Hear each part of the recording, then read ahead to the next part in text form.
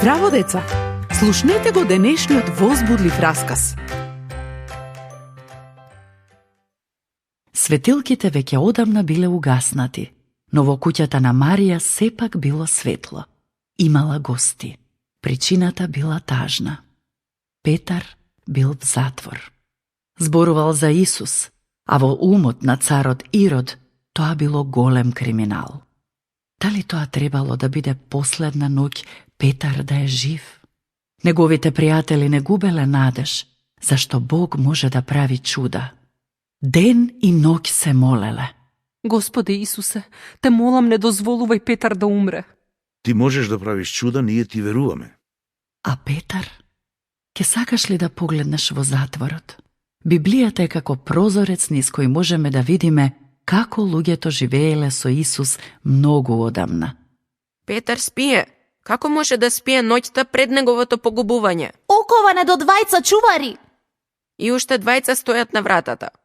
Животот на Петар бил во опасност и неговите пријатели постојано се молеле за него. Но не можеле да претпостават што се случило таа ноќ во неговата затворска келија. Одеднаш станало многу светло. Одеднаш ангел застанал покрај Петар. Петар, стани, обој ги сандалите, земи си ја наметката и тргни со мене. Петар одел зад ангелот како во сон. Ниту оковите го држеле, ниту чуварите го забележале неговото движење.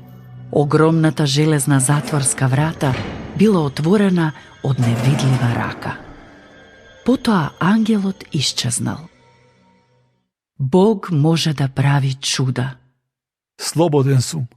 Бог испрати ангел да ме ослободи од Ирод. Петар, трчајки, отишол до куќата на Марија. Кој е? Петар е. Рода била толку среќна што го слушнала неговиот глас, што заборавила да ја отвори вратата. Трчајки отишла кај другите луѓе. Петар стои пред вратата. Ти си луда, тоа е невозможно. Навистина, му го препознав гласот. Отворете. Навистина е тој.